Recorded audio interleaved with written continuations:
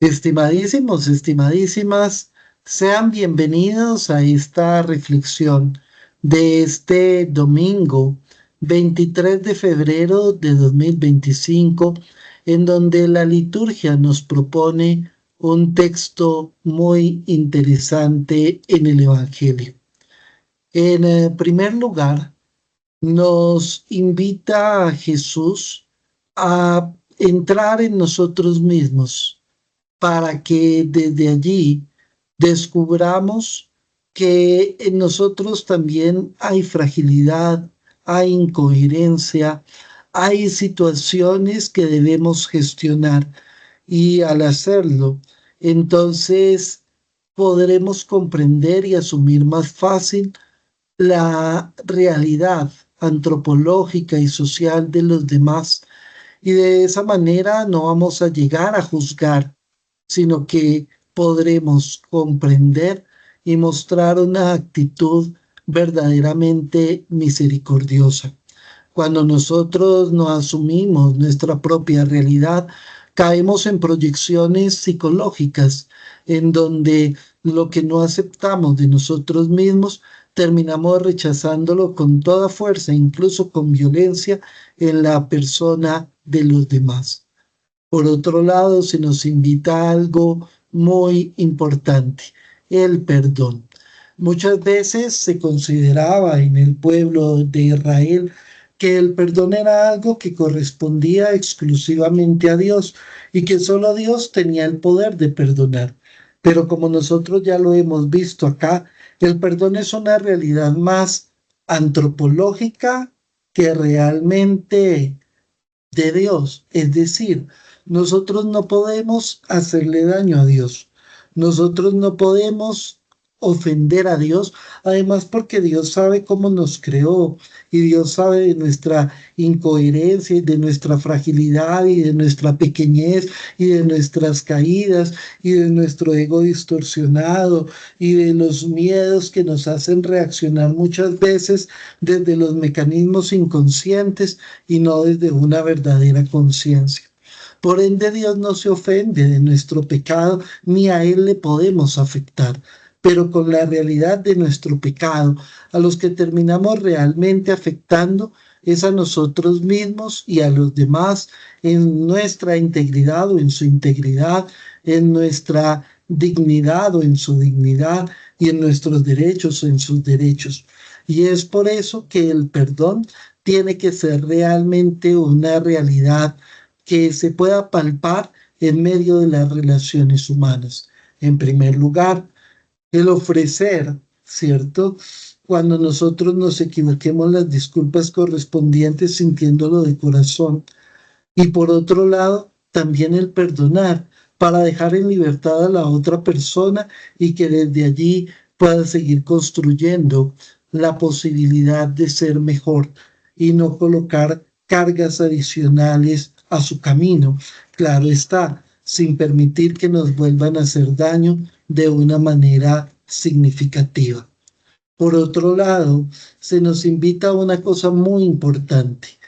En la vida de fe, no estamos en una lógica como la del mundo muchas veces de recibir y de utilizar a los demás como espejos de nuestras necesidades, deseos o caprichos, y siempre en función de que se cumplan nuestras expectativas y de que se suplan nuestras necesidades y que nos den lo que queremos, sino que realmente cuando descubrimos la experiencia de Dios en nuestro existir, nos damos cuenta que todo lo que somos es un don, que es gracia de Dios y que al mismo tiempo debe ser desarrollado y puesto al servicio de los demás para que pueda comunicar vida.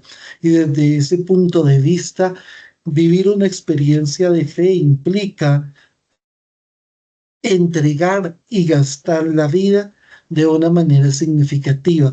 Claro está, asertiva, pero de una manera significativa para poder comunicar vida al mundo.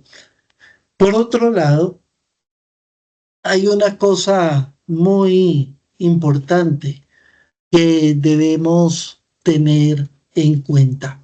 No basta con amar a los que están cerca, No basta con amar a los que nos aman, no basta con amar a aquellos que de alguna manera nos han apoyado y que han estado cerca de nosotros. El amor tiene que llegar a todos los seres humanos, especialmente a quien lo necesita, porque está en unas condiciones de pronto de soledad o de indignidad y desde allí de una manera reactiva en algún momento de pronto nos han hecho daño. No podemos cambiar al mundo con la ley del talión. No podemos cambiar al mundo con la retribución. El mal solo se puede vencer a fuerza de bien. Y si esto Dios nos lo propone como proyecto, también sabemos que lo podemos palpar, ver y esperar en Él. Dios nunca va a pagar nuestra equivocación con destrucción, con muerte, con violencia, con condenación, sino con amor y misericordia, para que ese amor se convierta en motor de transformación y de planificación.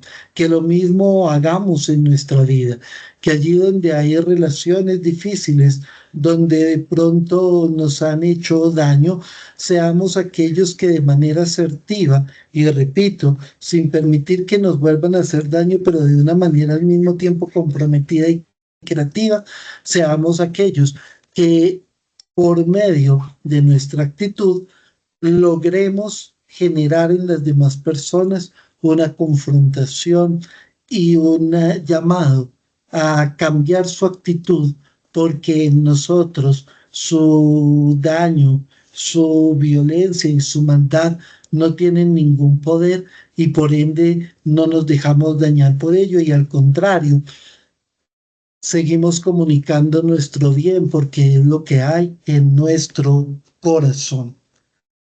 Por último, recordemos que ser cristiano es entonces asumir un proyecto diferente, una manera de ser, de vivir y de sentir distinta a la del mundo, distinta a los demás, en donde realmente comprendemos que tenemos que desplegar en nuestro ser el reino y la voluntad de Dios, viviendo en la fraternidad, en el amor, en el perdón y en la dignificación de todos los que nos rodean, incluso de aquellos que nos han hecho daño. Dios nos sigue bendiciendo.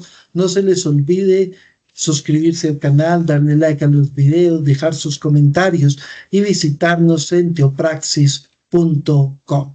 Muchas gracias.